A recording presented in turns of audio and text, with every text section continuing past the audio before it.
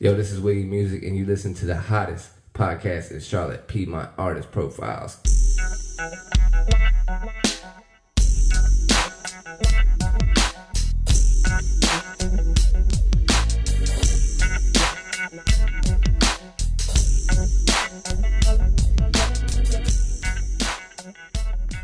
Welcome back to this is our second episode of Songwriter Circle. This time we have local contemporary acoustic artist Mike Alicke, right? Yes. And Celtic folk artist Jim Sharkey. How are you guys doing today? Good. Doing great. Yeah. Right on. Now, Jim, you left Ireland to join the U.S. Navy in 1982. Happy Veterans Day, by the way. Yes, thank you. And thanks for serving our Navy instead of the Crown. That's a good choice. Thanks, anyway, what made you join the U.S. Navy, and how did you end up into music? Oh gosh, I was out of work for like 6 months, and there was just no work around.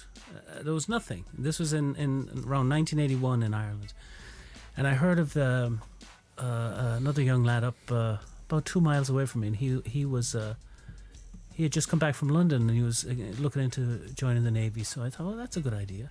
So that's what I did too. The two of us went back, and he joined up, and I joined up, and gosh, I stayed in for 5 years. He stayed in for 30, and I don't think he's still in, but he stayed in for a long time. And that's. I was born in Connecticut, and he was born over here too, because a lot of people had, like our parents' age, had immigrated over here in the 50s and had their children. They always wanted to move back, and if they could move back, they did, and that's kind of like what my parents did. So I always, in my head, kind of knew I'd come back, but it was no work that drove me over here. Right. Yeah. Now, was music in your blood from an early age? Yeah. Well, I don't know. I always liked music. I always like. Well, you know, milking the cows, you just have not much else to do but start singing a song or something like that. Right. So those kind of things would... My uncle was really liked to sing a lot, the two of them. And then around the neighborhood, you'd hear people driving the tractor and just singing away. And it's funny like that. Over the noise of the tractor, you hear their voices much clearer, you know. So Right.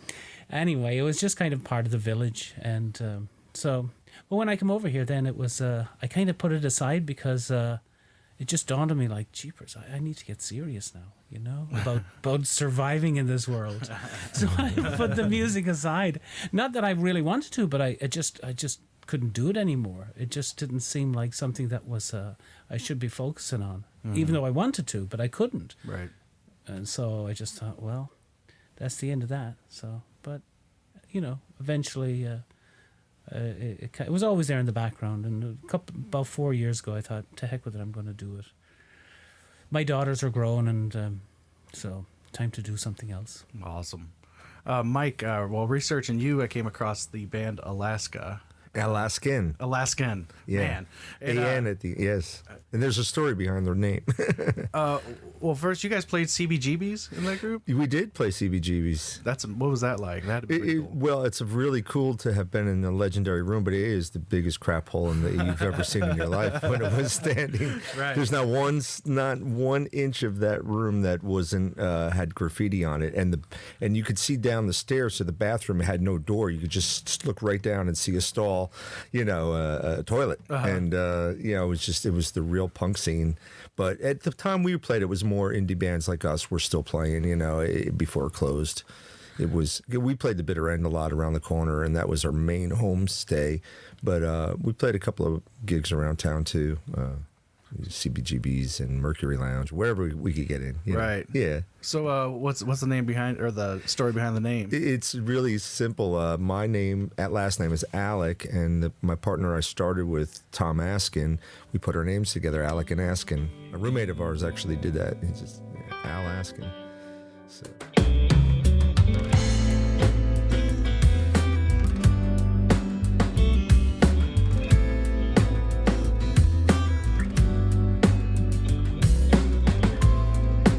Under the earth and stone,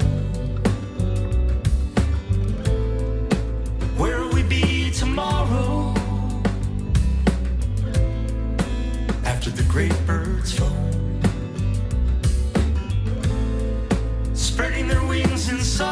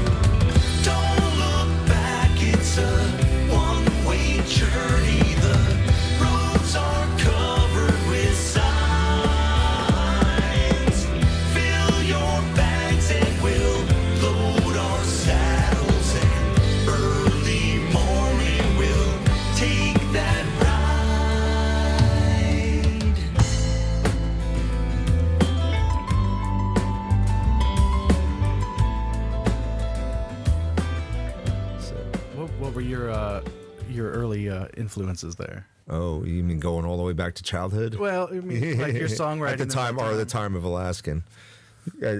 Well, yeah, I grew up with the whole British thing. My brother was a little bit older. I grew up with the Beatles, the Stones, the Who, eventually Zeppelin. And then about 12, 13, I got a little more into acoustic guitar and got into the whole Neil Young, Crosby, Stills, Nash, and anything I could get my hands on that was singer-songwriter. Jim Croce, Cat Stevens, James Taylor, Joni Mitchell, anybody that had acoustic guitar, Eagles, America, you name it. And then I got into jazz a lot. And my guitar teachers were jazz guys, Fusion and Chick Corea, Al Di Meola, the whole, I did a little bit of time at Berkeley, so they prepped me for that, and I got really into jazz, Pat Metheny, but I didn't really want to be a jazz guitar player. I wanted to be a singer-songwriter, so incorporate some of that in my style, but yeah. Awesome. Yeah. So Jim, you got a song called The Campaign Song. What's the story behind that? Oh, that was I was reading an article about about Neil Young when he wanted Donald Trump to stop using his song "Rockin' in the Free World" for his campaign. So I read the article and I thought that's funny. So I wrote this kind of song about this fellow running for the school board, and he needs a song because he's not doing too well. So that's what kind of comes about. It goes on for. But I kind of like the song, but yeah, I haven't played it in a long time though. Right.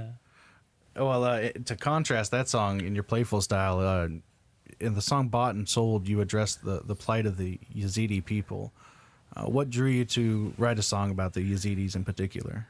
I saw something on 60 Minutes about this French priest, I think, that was over there in northern Iraq, and he was documenting all these people who had been killed, the Yazidis, who were driven out of their homeland, and they just fled. They just had to run in front of the ISIS, and they were going to be pretty much slaughtered, every one of them, and a lot of them were. But they ended up on a mountaintop. I can't remember the name of it now, but anyway, the U.S. intervened. They were surrounded, and that was the end of it, like, for them. But then the U.S. did come in, and they bombed ISIS around there, and then they opened up a space for them to just flee some more, and they escaped. But all the young girls had been captured by ISIS and sold into sexual slavery, and I'm sure there's still a lot of them in that condition now, although they're probably coming home with the defeat, or at least the way things are now over there, ISIS being kind of losing their territory. But it was a horrible story. So I thought, geez, this is just. So I just sat down and wrote that song about it, and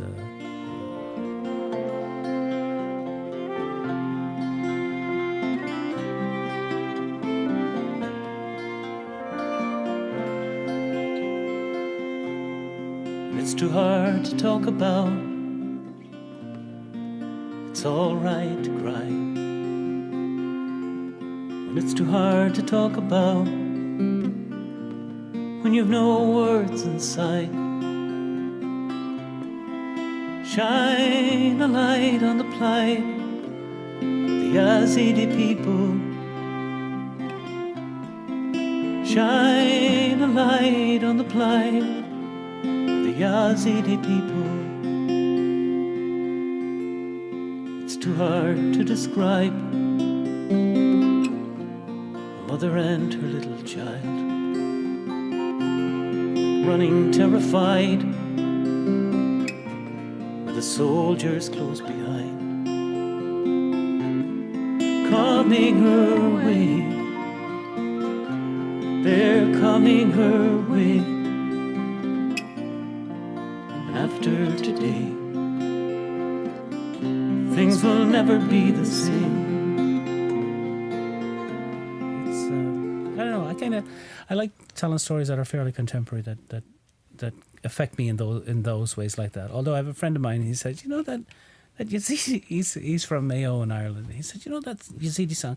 Now you're as well writing a song about the man in the moon.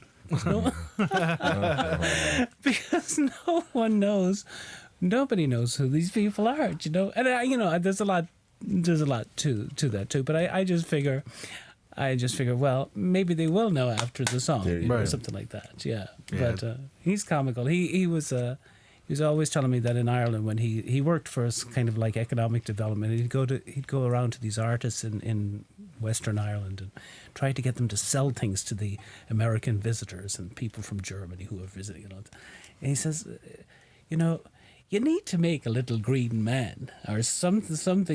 Make a few leprechauns. You'll sell them things. He says, don't be coming up with these African masks because you're from Ireland, you know. Yeah. So he's funny. But anyway, I didn't. I like songs like that. They mean a lot to me. Now both of you guys have been doing this for a while, but Mike, Yeah. is it easier now or is it harder? I seem to think everything's harder now because there's not much room at the top anymore. You have these, airwaves dominated by Taylor Swift, Bieber, Beyonce, and not a whole lot of room for the type of music that we do anymore. I mean, once in a while, a Dave Matthews breaks through or a John Mayer, but it's so infrequent anymore. It's all dominated by hip hop, rap, and showbiz kind of personalities, and not a whole lot of indie band stuff like in the 90s where you had Pearl Jam and Soundgarden and all these great bands. Right. Yeah. Well, I'm hoping the indie scene comes back. I think there's a strong indie scene that you can have where you can have a presence, sort of a grassroots thing on the internet, but not in the mass consumption market. Right. Yeah. I mean, indie bands were so big back then. The Pixies and all these little bands. Yeah. How about you, Jim? How do you take advantage of self-publishing and social media to connect what you got going on? It's kind of like I just kind of put my head down and just keep going, and I don't know what I'm doing half the time. But I figure if I keep slogging away, I have a website, do the whole Facebook thing, and all, and just trying to get out and play as much as possible and meet people. I do get weary of trying to the more established radio stuff, because it's true. You're as well off beating your head against the wall as trying to, unless you have something that sold thousands and thousands. They're not going to care about you. They're not going to look at Right. you. That's it. So there's nobody willing to put their Gamble on on something. a newcomer, unless they've Right. already seen that they can produce in their small area or something. There's something like that. So there's for me, I'm just try and not take it personally, even though it's hard not to, because you just think you send out all these contacts and you don't get anything back, and after a while you do know that I'm sure there's people are comfortable in they have their playlist in that's their job and they do it, but I think they're missing the point. It's kind of like it shows in a lot of the movies that we are coming out nowadays. You just see crap They're just that have no stories, and I'm not- regurgitated. and I'm not saying that stuff on the that anything that does not include me as crap, but it's like there's a lot of stuff that could be looked into, and Right. and it doesn't have to be at drive time. It could be at 2 a.m. It's just start doing that. That's what local economies are about, and you hear so much about local business and small business, but I mean, if you don't nurture that, then you're just kind of blowing smoke. That's what we're all about at this show is local, and I think that as far as terrestrial radio goes, there's just not a spot for the local guy, but Yeah. we have tools now and we can do streams, and I think that if somebody, probably me, puts together a streaming platform for local music, I think it would really help. There's so many artists here. I mean, from punk rock to ska to reggae to every kind of every kind of musician is in Yeah. Charlotte, and they're not all good, but there's a ton of great There musicians. is. Yeah. I host an open mic in Davidson, and the young talent that comes in there, I mean, you know, young teen and even preteen, is astonishing these days. It's God, when I was that age, I barely knew how to put my pants on. But these kids, I've seen them 10, 11 years old with chops, you know. Yeah, Davidson has. Yeah. You do the Summit Coffee open Summit mic? Coffee open mic, and some others, but mostly Summit's been my home base for quite a while. Right. I'm not the only host. We rotate hosts, but yeah, it's just a grassroots, beautiful thing. Yeah. Yeah. We'll do the second track, Everybody Needs a Hand, today, since we're talking about trying to all meet in the middle with both sides of the story. You know.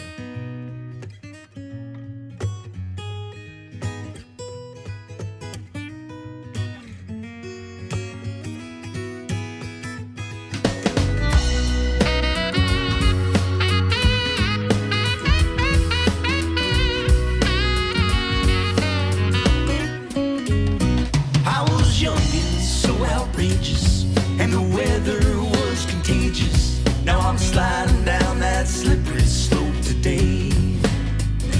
Can you get your head around it?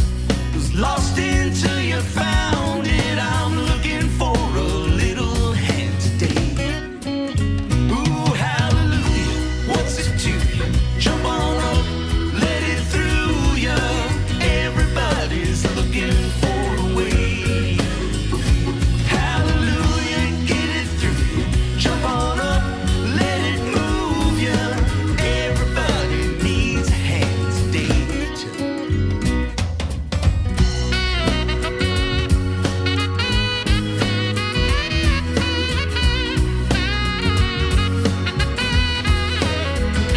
I was lost in Encinitas. I was kicked by senoritas, and the sun was getting hotter by the day. Can you really comprehend it? There was no way you could mend it. I'm looking for a corner in the shade. Ooh, hallelujah, what's it to you? Jump on up, let it through ya. Everybody's looking for the way. Hallelujah, get it through ya. Jump on up, let it rule ya. Everybody needs a hand today.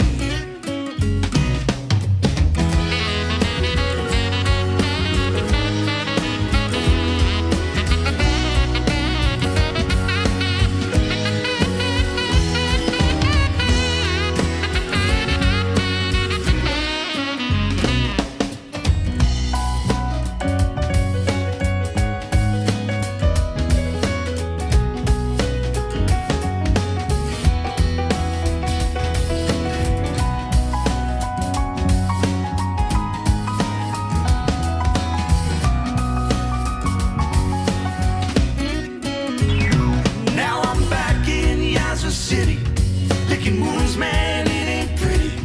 And I'm selling everything I've ever seen. Well, I don't need no silver plaques. Give me one damn thing that matters, and time is rushing by me like a wave. Ooh, hallelujah, what's it to you? Jump on up, let it through ya. Hey, everybody's looking for the way. Ooh, hallelujah, get it through ya. Jump on up, let it do ya. Everybody needs a hand today. Everybody needs a hand today. Ooh, everybody needs a hand today. So Jim, you've got a song we're gonna play here. You want to go ahead and introduce that? Yeah, this is The Enchanted Cap, and it's a song about a mermaid. I heard this story from a guy called Bat Burns years ago, and it was a story about a mermaid who was, if you take her cap, then she can't escape back to the sea. So this man came across a mermaid sitting on a rock, and he took her cap, and she couldn't get back. So his intention was for her to be his wife, and that's what happened. And she had children by him, but she escaped.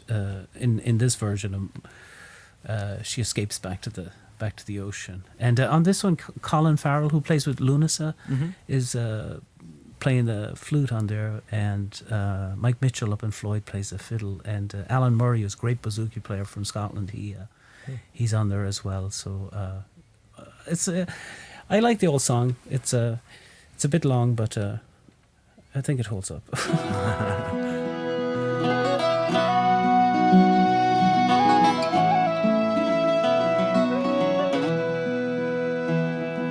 Today was their last day together.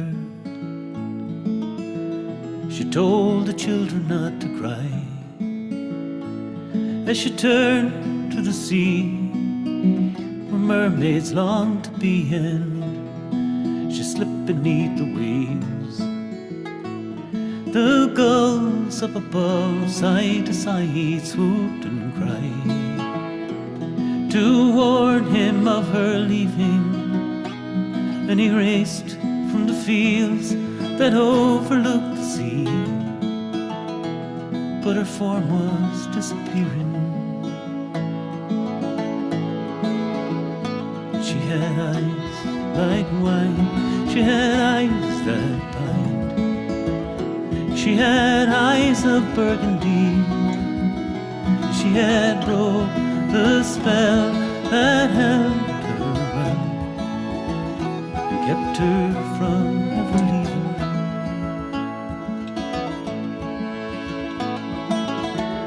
10 years before, on a rock by the shoals, her golden hair she combed there, but a desolate man with an opportunist plan believed his life she would improve it. You'll come with me, I guarantee. You'll leave the cold ocean behind you, but my family's there, and I vow and I swear I'll never rest till I rejoin them. She had eyes like wine, she had eyes that bind, she had eyes of burgundy. From her lap he stole her red cap to keep her from ever leaving.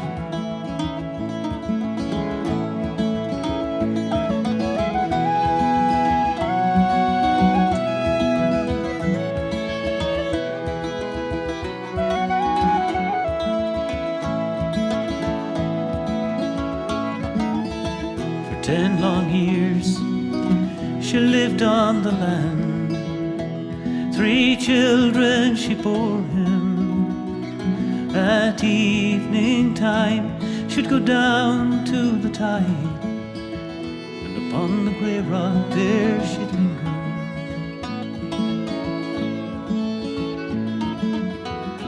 Below the line where the waters caress, frantic figures she could make out.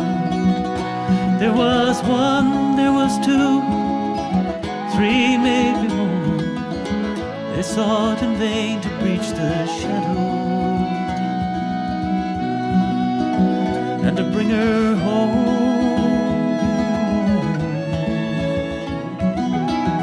As the years went by, those shadows died, the figures faded from her vision, but her memory stayed to rival the chains of love she had for her children. She had eyes like wine, she had eyes that bind, she had eyes of burgundy, and from her lap he stole her red cap to keep her from ever leaving.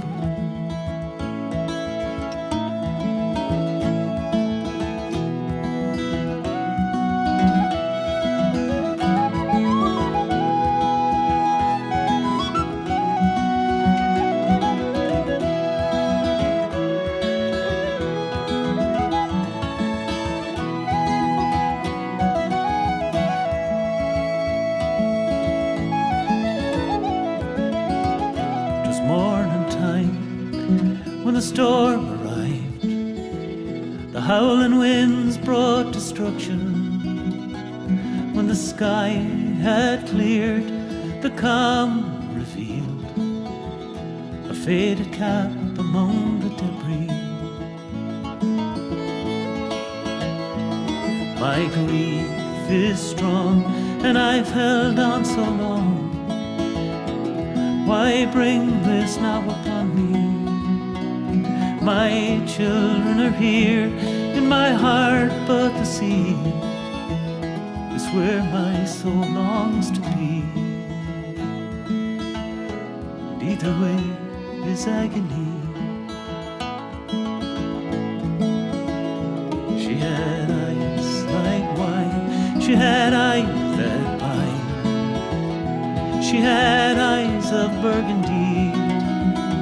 She had broke the spell that held her bound, and soon she would be leaving.